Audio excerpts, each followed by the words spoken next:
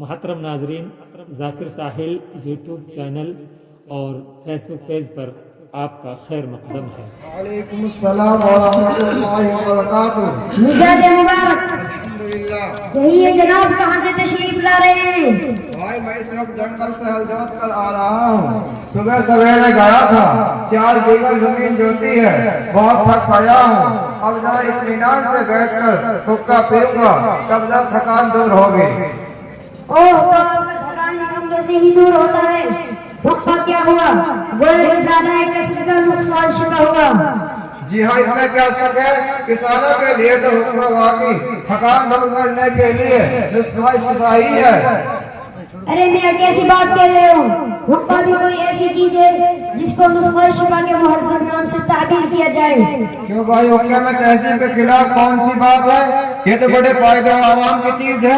مہربان من ذرا مجھے بھی اس کے فائدے اور آرام سے مطلع فرمائیے، تاکہ اگر ممکن ہو تو میں بھی ان فائدوں سے منتفع ہونے کی کوشش کروں۔ سنیے جناب، پہلا فائدہ تھکان دور کرتا ہے۔ چائے اور دودھ پینے سے بھی وراءت و فرحت حاصل نہیں ہوتی جو حقہ پینے سے حاصل ہوتی ہے، اور اس سے دل اور دماغ میں ایسا سرور اور کیف پیدا ہوتا ہے کہ آدمی اس کے مقابلے میں دنیا اور مافیا کی تمام لذتوں کو بھول جاتا ہے۔ دوسرا فائدہ یہ ہے کہ حقہ پینے سے پیٹ کی اصلاح ہوتی ہے، ہاضمہ درست ہو کر غذا جزو بدن بنتی ہے۔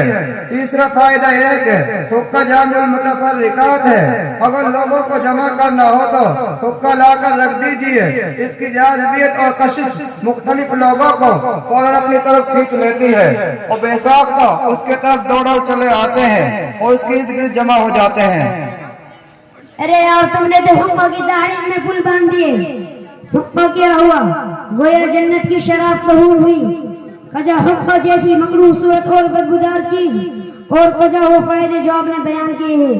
خرد کا نام جنو رکھ دیا جنو کا خرد، خرد کا نام جنو رکھ دیا جنو کا خرد، جو چاہے آپ کا حسن کرشمہ ساز کرے۔ میاں تمہیں نیچن باتوں کو مبالغہ آرائی اور غلط بیانی سمجھنے لگے۔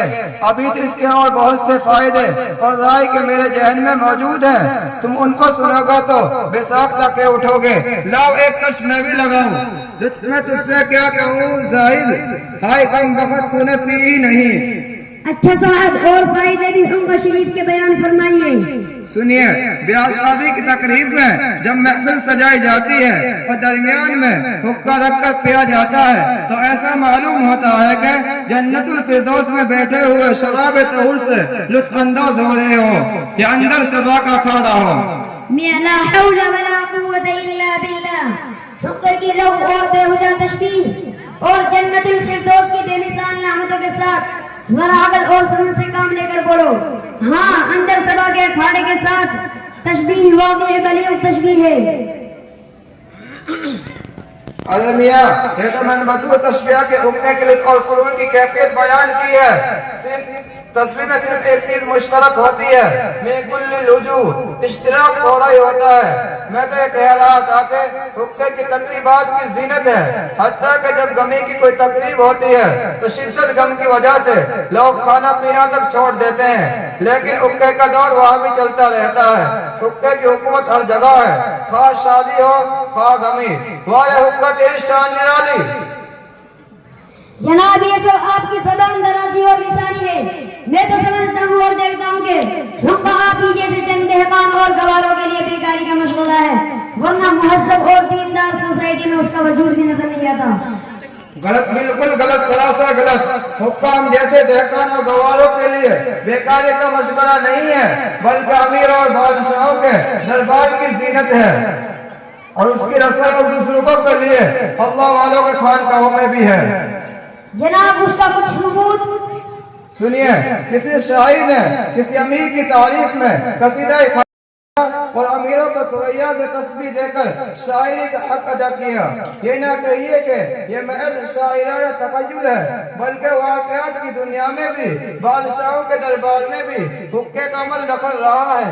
آپ دلی کے لال قلعے میں جا کر دیکھیے، وہاں کس طرح سلاطین اور مغلیہ کی اور بہت سی یادگاریں وہاں سائے مسند پر حقے بھی بڑا جمان ہے۔ والے حقہ تیرے ٹھاٹ۔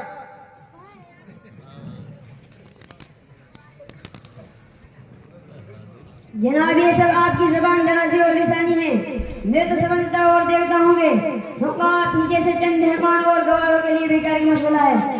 خیر بادشاہوں کے یہاں ہونے نہ ہونے کی وجہ سے کسی چیز کے حسن و قبح کا اندازہ نہیں ہو سکتا۔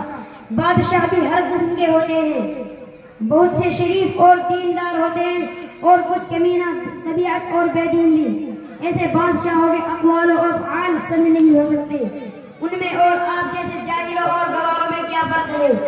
آپ نے دعویٰ کیا کہ حقہ کی رسائی کی بزرگان دین کی خانقاہوں میں بھی ہوتی ہے، یہ بات سخت حیرت انگیز ہے۔ جی ہاں کیوں نہیں، سنیے حضرت مولانا فضل الرحمان صاحب گنج مراد آبادی جو اپنے زمانے کے بہت بڑے عالم اور متبعین شریعت گزرے ہیں، ان کے متعلق نہایت مستند تاریخ میں ہے کہ حقہ نوشی فرماتے تھے اور ان کے مریدین ہدیہ ان کے لیے تمباکو پیش کرتے تھے۔ اور دوسرے ایک بزرگ حضرت حافظ محمد ضامن صاحب خانوی ہیں جن کا قیام خانقاہ امدادیہ تھانہ بھون میں تھا، اور حضرت عادی اماد اللہ صاحب رحمت اللہ علیہ کا اثر تھے۔ سن 1857 عیسوی کے جہاد شاملی میں انگریزوں کے مقابلے میں شہید ہوئے، وہ بھی حقہ نوشی فرماتے تھے۔ اور ان کے زمانے میں خانقاہ امدادیہ میں 3 بزرگ رہا کرتے تھے، حاجی اماد اللہ صاحب رحمت اللہ علیہ، مولانا شیخ محمد صاحب رحمت اللہ علیہ، حافظ محمد ضامن صاحب ثانی شہید رحمت اللہ علیہ۔ حافظ محمد ضامن صاحب عذرا انکسار فرمایا کرتے تھے کہ جسے مسئلہ معلوم کرنا ہو وہ شیخ محمد کے پاس جائے، اور جسے مرید ہونا ہو وہ حاجی صاحب کے پاس جائے، اور جسے حقہ پینا ہو وہ یاروں کے پاس چلا آئے۔ کہ اب تو آپ کو ماننا پڑے گا کہ حقہ جاہلوں، گواروں اور بے دینوں کے لیے بیکاری کا مشغلہ نہیں، بلکہ عالموں اور بزرگوں کو لیے اللہ والوں کے خانقاہوں میں بھی مرغوب رہا ہے۔ بھائی بزرگوں کے معاملات میں دخل دینا ہم جیسے کم علم بلکہ بے علم اور معمولی آدمیوں کا کام نہیں ہے۔ البتہ ہر چیز میں مستثنیات ہوتے ہیں۔ بھائی بزرگوں کا غربتاً خطاست، بزرگوں کی غلطی پکڑنا بھی غلطی ہے۔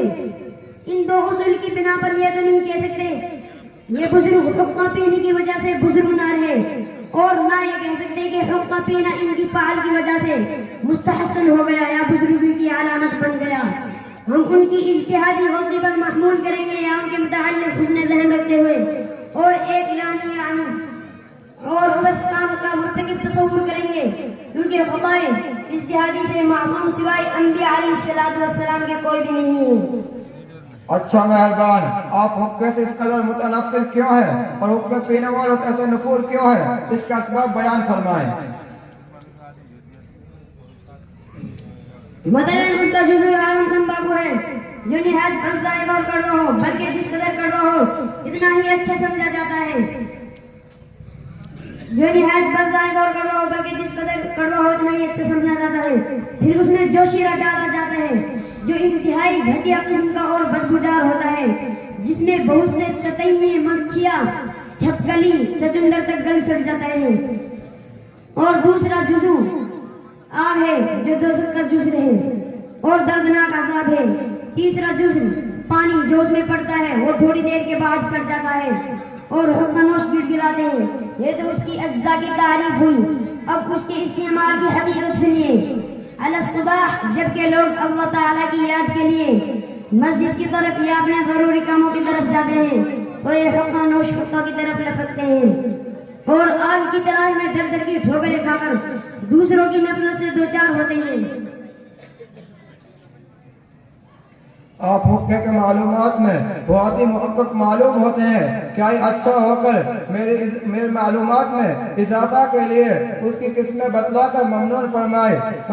محقق تو آپ ہی ہیں، البتہ چند قسمیں مجھے معلوم ہیں، عرض کرتا ہوں سنیے۔ حقہ تو مقسم ہے، اس کی چند قسمیں یہ ہیں: پیجوان، سٹک، کلی ڈھڈا، گڑگڑی اور گڑگڑا۔ ان کے پینے والے مختلف حیثیت اور مختلف ذوق کے لوگ ہیں، ان کے تفصیل میں اپنا اور آپ کا وقت ضائع کرنا مناسب نہیں معلوم ہوتا۔ البتہ یہ بات مقرر عرض کرتا ہوں کہ لا یعنی اور بیکار مشغلہ ہے، اس لیے مناسب ہے جس قدر اس سے پرہیز ہو سکے اچھا ہی ہے، مگر میں چونکہ سمجھتا ہوں کہ آپ اور میری مدلل باتوں پر اعتماد نہیں کریں گے، اس لیے مناسب ہے کہ ہم اس کا فیصلہ اپنے یہاں کے قاضی صاحب سے کرائیں جو اس میں اتفاق سے یہی موجود ہیں اور کافی مدتوں سے ہم لوگوں کی باتیں سن رہے ہیں. ان کا فیصلہ ہمارا حق میں قول اور فیصل پرٹل ہوگا. قبلہ قاضی صاحب، ہم حقہ نوشی کے بارے میں آپ کے فیصلے کے منتظر ہیں.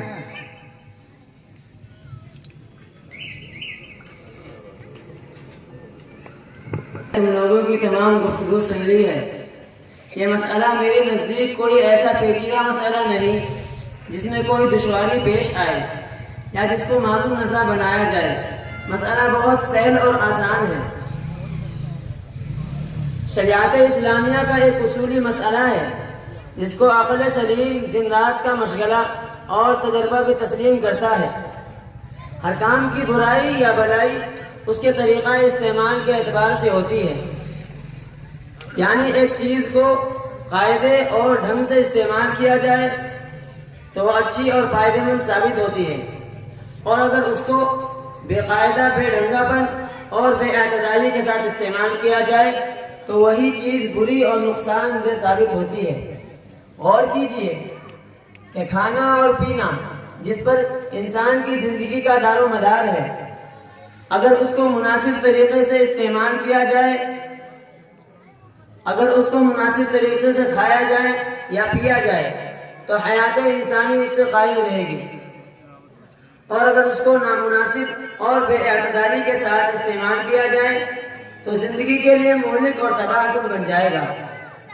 میں نے ایک مثال دی ہے اور اس قسم کی بہت سی مثالیں دی جا سکتی ہیں جن سے یہ اصول واضح ہو جاتا ہے کہ اصل حسن و قباح کا دار و مدار استعمال پر ہے، اس کے اس طریقہ استعمال پر ہے. یعنی حقہ نہ بالکل الوجوب حرام و ناجائز ہے اور نہ بالکلیہ مباح، بلکہ اس کے طریقہ استعمال کے اعتبار سے کئی حکم نکلیں گے. چنانچہ حضرت مولانا رشید احمد صاحب گنگوہی علیہ الرحمہ نے فتوی رشیدیہ میں تحریر فرمایا ہے کہ حقہ مباح الاصل ہے اور اس کے اندر کراہت اور حرمت عارض کی وجہ سے پیدا ہوتا ہے.